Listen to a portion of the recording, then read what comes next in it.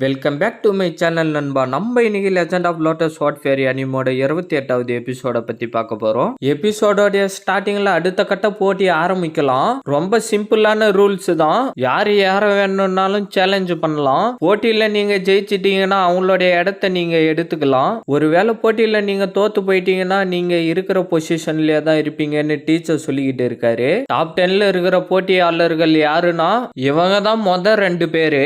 இவங்க 2 பேரும் 3வது 4வது இடத்துல இருக்காங்க.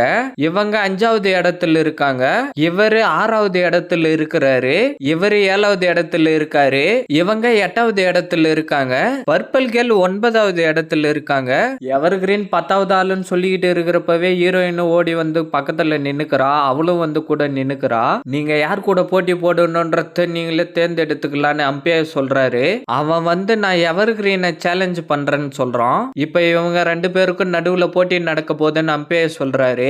பிரதர் இவனை பத்தி என்கிட்ட சொன்ன விஷயம் எல்லாம் எனக்கு ஞாபகம் இருக்கு. இவனை நான் எப்படியாவது தோக்கடிச்சு ஆகணும். அப்பதான் பிரதர் கொஞ்சம் நிம்மதியா இருப்பாரு. இவனை பார்த்தா அவ்வளவு கஷ்டமாலாம் இருக்கும்னு எனக்கு தோணலன்னு அவனுக்குள்ளாரே சொல்லிக்கிட்டு இருக்கான். நீ என் கூட சண்டை போட விரும்புறியா? சரி வா பாத்துக்கலாம்னு சொல்லிட்டு ஹீரோ அங்க இருந்து கிளம்பிடுறான். ஹீரோயின் ஹீரோவே பாத்துக்கிட்டு இருக்கா. அவன் வெள்ளை ட்ரெஸ்காரனை பார்த்துட்டு அவனுடைய பவரை யூஸ் பண்ணி அந்த இடத்துக்கு போயிடுறான். சரி போட்டிக்கு முன்னாடி உன்னை பத்தி கொஞ்சம் சொல்லுன்னு ஹீரோ சொல்றான்.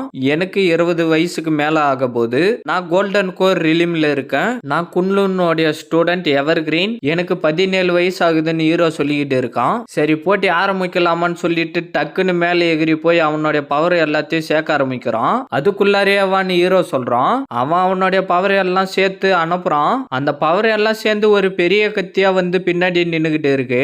இந்த போட்டி ரொம்ப இன்ட்ரெஸ்டிங்கா போகும் போல இருக்கு. ஃபேங்யுவான் ஸ்வாட் பவர் அப்புறம் மேகத்தோடைய பவர் கொண்டு பிறந்திருக்கான். காத்தையும் மேகத்தையும் யூஸ் பண்ணி இவனுடைய பவர் அதிகரிச்சுக்கிட்டு இருக்கான். இவன் பார்க்கறதுக்கே கொஞ்சம் டிஃப்ரெண்டா தான் இருக்கான்னு ஹீரோ அவனுக்குள்ளாரே சொல்லிக்கிட்டு இருக்கான். என்னுடைய பவர் மொத்தமும் அதிகரின்னு சொல்லிட்டு பவரை மேல அனுப்புறான். அது மேல போய் பட்டு சுத்திக்கிட்டே இருக்கு.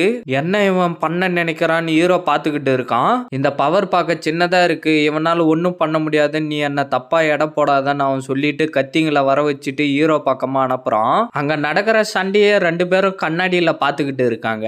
நீ கண்டிப்பா அவனை தோக்கடிச்சிருவன்னு எனக்கு நம்பிக்கை இருக்கு. உன்னுடைய சக்திக்கு முன்னாடி அவனால ஒண்ணுமே பண்ண முடியாதுன்னு வெள்ளை ட்ரெஸ்காரன் சொல்லிக்கிட்டு இருக்கான். கத்தி எல்லாம் ஹீரோ பக்கமா வந்துகிட்டு இருக்கு. சரி இப்ப என்னுடைய திறமைய பாடுறான்னு சொல்லிட்டு கையில பவர் எல்லாத்தையும் அப்சர்வ் பண்ணிக்கிட்டு இருந்து அது எல்லாத்தையும் ஒண்ணு சேர்த்து என்னுடைய பவரை இப்ப பாடுறான்னு சொல்லிட்டு அனுப்புறான். அது திடீர்னு வெடிஞ்சு பெருசாகி கத்தி எல்லாத்தையும் அதுக்குள்ளார இழுத்துக்கிட்டு இருக்கு.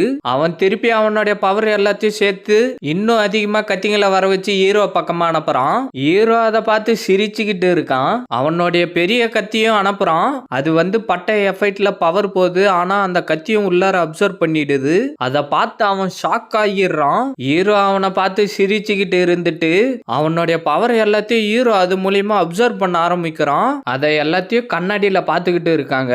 எவர் கிரீன் எப்படி இந்த மாதிரி பண்ணிக்கிட்டு இருக்கான்னு பச்சை தாத்தா சொல்றாரு. இது பவர் அப்சர்வ் பண்றதுக்காக யூஸ் பண்ற மெத்தடாச்சேன்னு டீச்சர் சொல்றாரு. வெள்ளை ட்ரெஸ்காரனும் சண்டையை பார்த்துக்கிட்டு இருக்கான். ஹீரோ அவனுடைய பவர் எல்லாத்தையும் அப்சர்வ் பண்ணிக்கிட்டு இருக்கான். என்னுடைய பவர் எல்லாத்தையும் அவன் அப்சர்வ் பண்ணிக்கிட்டு இருக்கான். ஆனா இதை எல்லாத்தையும் எப்படி அவன் பண்றான்? இதுக்கு வாய்ப்பே இல்ல. இவன் கண்டிப்பா ரூல்ஸ் மீறிட்டு வேற ஏதோ வேலை பார்த்துக்கிட்டு இருக்கான்னு அவன் கத்துறான். வெள்ளை தாத்தா அதை கேட்டுட்டு அவருடைய பவரை வர வச்சு அந்த இடத்துக்கு அனுப்புறாரு. இது எப்படி ரூல்ஸ் மீறத்தாகும்? நான் ஒன்னும் வெப்பன் எதையுமே யூஸ் பண்ணல. நான் என்னுடைய பவரை மட்டும்தான் யூஸ் பண்ணி அந்த பவர் எல்லாத்தையும் அப்சர்வ் பண்ணிக்கிட்டு இருந்தேன்னு ஹீரோ சொல்றான். எவர் கிரீனால அவனை தோக்கடிக்க முடியாதுன்னு சொல்லிட்டு இந்த மாரி ஏமாத்தி ஜெயிக்கலான்னு பார்த்துக்கிட்டு இருக்கான். நீங்க பார்த்துக்கிட்டு சும்மாவே இருக்கீங்களேன்னு வெள்ளை ட்ரெஸ்காரன் சொல்றான். 2 பேரும் கடுப்பா வெள்ளை ட்ரெஸ்காரனே பார்த்துக்கிட்டு இருக்காங்க. நீங்க இது எல்லாத்தையும் பார்த்துக்கிட்டு சும்மா இருக்க கூடாதுன்னு வெள்ளை ட்ரெஸ்காரனுடைய பிரதர் சொல்றான். வெள்ளை தாத்தாவுடைய பவர் திருப்பி அவருடைய கைக்கே வந்துடுது. எல்லாரும் ஒரு நிமிஷம் இங்க கேளுங்க. இப்ப இவங்க 2 பேருக்குள்ளார நடந்துகிட்டு இருக்கிற போட்டியில எவர் கிரீன் ரூல்ஸ் மீறல. நீங்க என்ன நம்பலன்னா எல்டரே சொல்லுவாருன்னு டீச்சர் சொல்றாரு.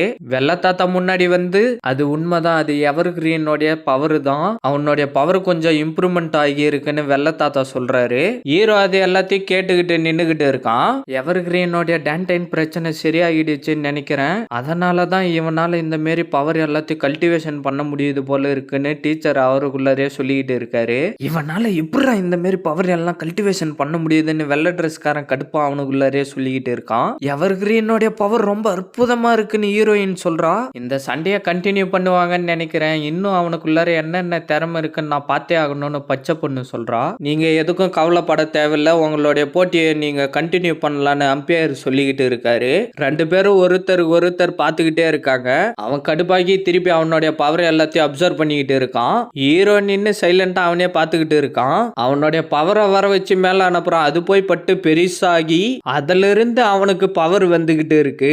ஹீரோ அவனை பார்த்து சிரிச்சுக்கிட்டே நின்னுகிட்டு இருக்கான். அவன் அந்த பவர் எல்லாத்தையும் அப்சர்வ் பண்ணிக்கிட்டே இருக்கான். இதோட இந்த எபிசோட் முடியுது ஃப்ரெண்ட்ஸ். மறக்காம வீடியோக்கு லைக் போட்டுட்டு சேனலை சப்ஸ்கிரைப் பண்ணிட்டு பெல் பட்டன் ஆல் கொடுத்துருங்க. அப்படியே இந்த மாதிரி அனுப்பி பார்க்குற ஃப்ரெண்ட்ஸுக்கும் வீடியோவை ஷேர் பண்றேங்க. நான் உங்களை அடுத்த எபிசோட்ல மீட் பண்றேன். See you guys.